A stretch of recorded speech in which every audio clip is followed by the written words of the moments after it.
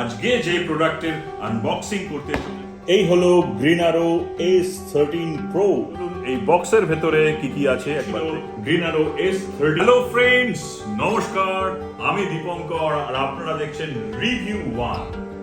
আজকে যে প্রোডাক্টের আনবক্সিং করতে চলেছি সেই প্রোডাক্টটা সমস্ত ইউটিউবার বন্ধুদের জন্য এবং যারা নতুন ইউটিউব চ্যানেল করবেন বলে ঠিক করছেন তাদের জন্য হবে খুবই প্রয়োজনীয় প্রোডাক্ট। হ্যাঁ বন্ধু, এটা হচ্ছে একটা মাইক্রোফোন। সেই মাইক্রোফোনটি আপনাদের প্রচন্ড কাজে লাগবে, আমার এটা দৃঢ় বিশ্বাস। তাই আমি এই মাইক্রোফোনটি কিনে এনেছি, কারণ এটি আমারও কাজে লাগবে।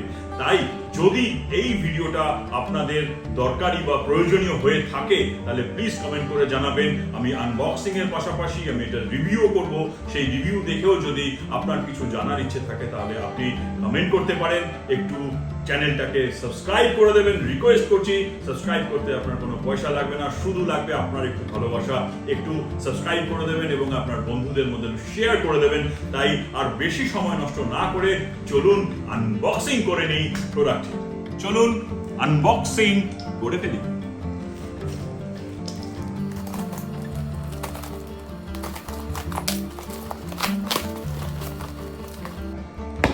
এই হলো গ্রেনারো S13 Pro।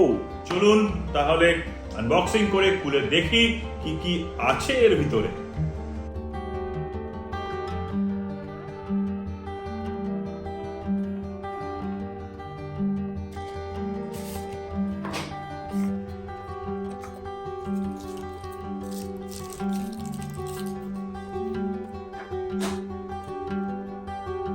এটা হচ্ছে আইফোনের লাইটনিং কেবল, এটা হচ্ছে সি পোর্ট, আর এটা হচ্ছে মাইক্রো ইউএসবি। এই বক্সের ভেতরে কি কি আছে একবার দেখে নিন। এই হচ্ছে দুটো মাইক, আর এটা হচ্ছে একটা রিসিভার। রিসিভারের মধ্যে সি পোর্ট আছে। আপনার যদি আইফোন থাকে তাহলে আপনি এটা এর সাথে কানেক্ট করে দিলেই চালু হয়ে যাবে।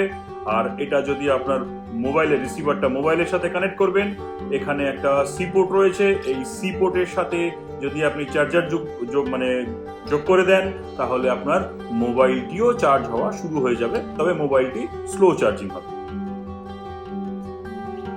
এই ছিল এই বক্সের ভেতরে, এই ছিল আনবক্সিং।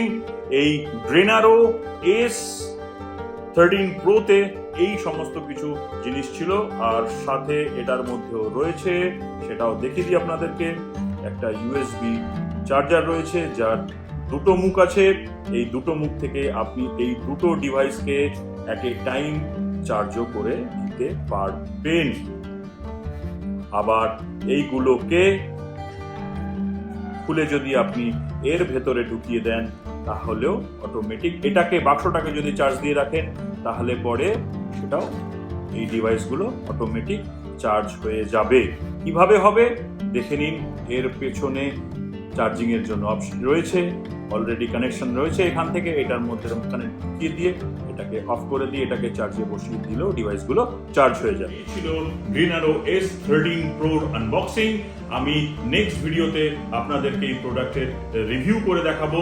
আপনারা অপেক্ষা করুন এবং সাথে থাকুন আমাদের এই চ্যানেলের সাথে। যদি ভালো লেগে থাকে চ্যানেলটাকে সাবস্ক্রাইব করে দিন, আর বেল আইকনের ঘন্টিটাও একটু বাজিয়ে দেবেন, তাহলে পরে এর পরের যে নেক্সট ভিডিওটা করবো রিভিউ, সেটাও আপনার কাছে তাড়াতাড়ি পৌঁছে যাবে। তাহলে আজকে ছিল এই আমার ছোট্ট ভিডিও। আপনারা সবাই ভালো থাকবেন, সবার সুস্থতা কামনা করি। আজকের মতন এখানেই শেষ করছি। নমস্কার, জয় হিন্দ।